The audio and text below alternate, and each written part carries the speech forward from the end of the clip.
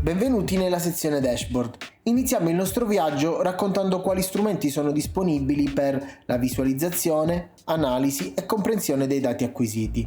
Lo strumento principe è dato dalla funzione che racchiude la dashboard real time. L'interfaccia si presenta in questo modo. In alto, al centro, vi è una drop down con tutti i progetti sui quali possiamo andare a effettuare i nostri monitoraggi. Inoltre vi è una top bar con un set di bottoni. A partire da sinistra sono rispettivamente il tasto per effettuare lo switch tra real time e offline per passare dalla visualizzazione dei dati in tempo reale a quelli dei dati salvati, il tasto pause per mettere in pausa lo streaming attuale in modo da poterci concentrare sui dati ricevuti senza che i widget si aggiornino ulteriormente. Poi troviamo anche il tasto Run per effettuare l'avvio del recording dei dati ed infine il tasto della campanella per abilitare o disabilitare le notifiche. La prima cosa da fare è attivare il recording. Questa parte è un po' il cuore del sistema con la quale si esprime la potenza di Hyper IoT. Facciamo partire dunque la registrazione dei dati. A questo punto, una volta sbloccata la dashboard, andremo ad aggiungere dei widget che riteniamo importanti per la nostra analisi. In alto a destra si apre la modale con la lista di tutti i widget disponibili. Un widget non è altro che un piccolo modulo che permette di visualizzare in un certo modo l'informazione che stiamo ricevendo.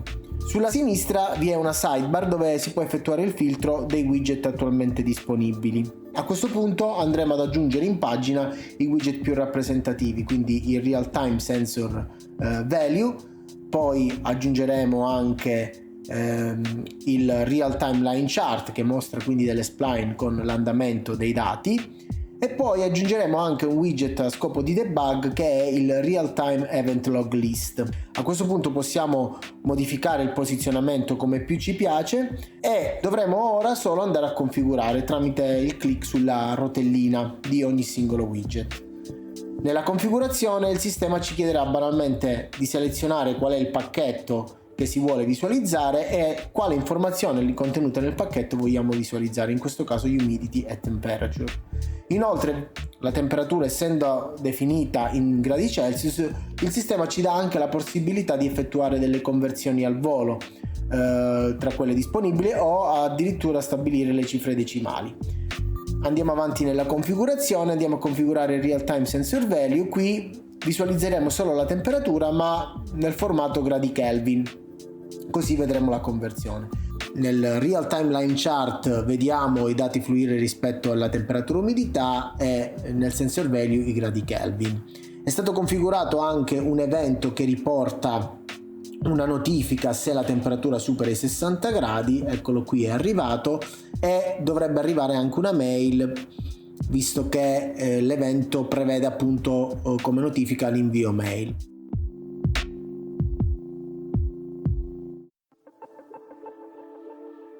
Nella dashboard offline, come indica il tasto in alto a sinistra, potremo vedere tutti i dati che sono stati inviati alla piattaforma. Come potete vedere, l'impostazione di base è simile alla dashboard real time per la presenza della top bar, dell'aggiunta dei widget, ma c'è un elemento in più che è la timeline. Questo è uno dei componenti più potenti insieme a quelli presenti nel real time di tutto Hyper IoT.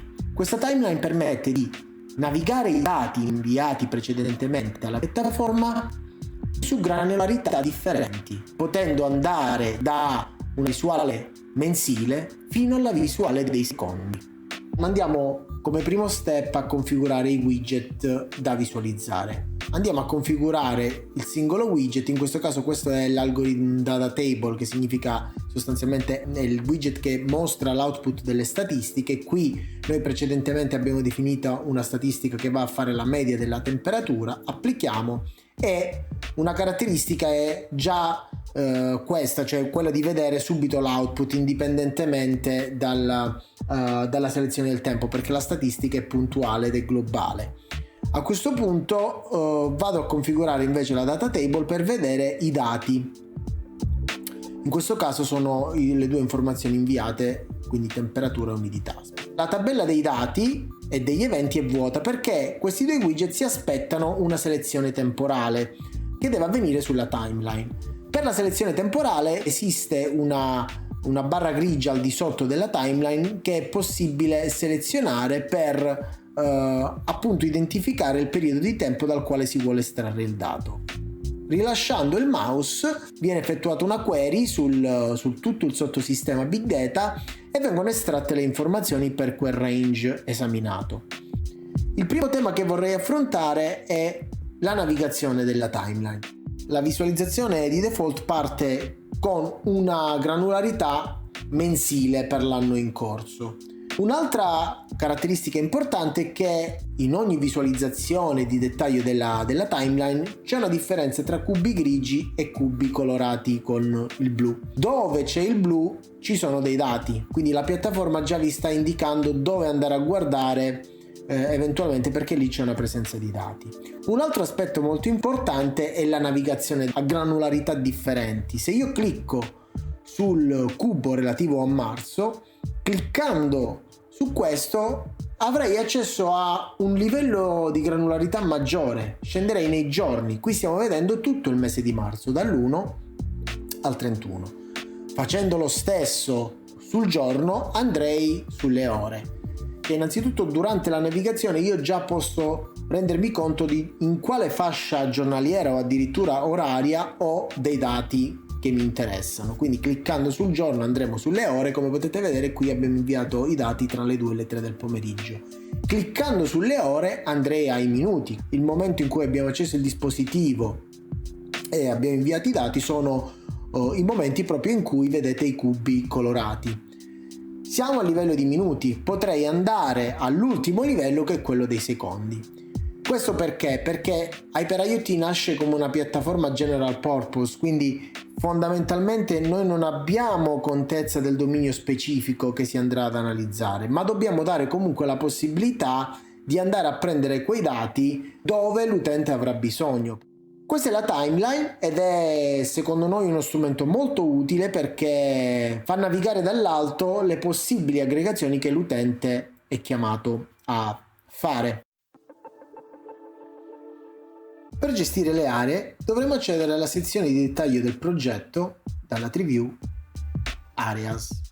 Diciamo che le aree sono aggregazioni di dispositivi all'interno di un progetto. Ogni area può essere identificata da un nome e può avere delle sottoaree. Inoltre è possibile associare ad essa delle immagini alle quali poi si possono aggiungere anche uno o più dispositivi, stabilendo anche la posizione all'interno dell'immagine stessa.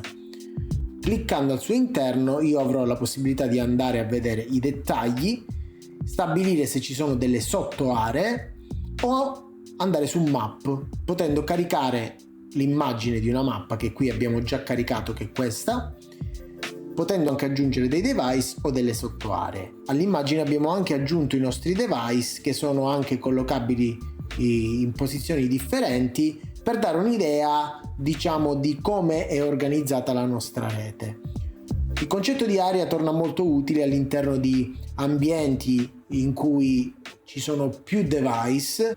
È possibile anche accedere a una dashboard dedicata, quindi questa dashboard non è né la real time né la offline, ma è una dashboard dedicata dove noi abbiamo la possibilità di selezionare solo device di quella specifica area, potendo quindi farla partire e configurarla al meglio per visualizzare solo parte dei dispositivi che mi interessano.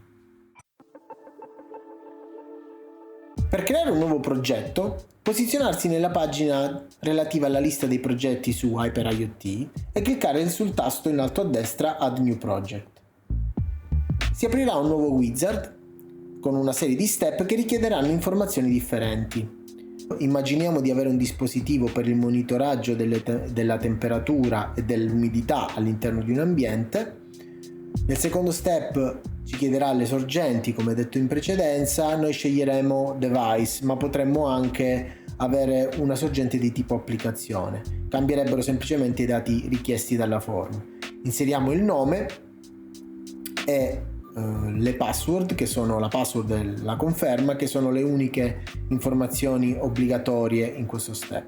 Cliccando sul next, sulla destra apparirà anche una piccola tabella riassuntiva di quelle che sono attualmente le sorgenti censite.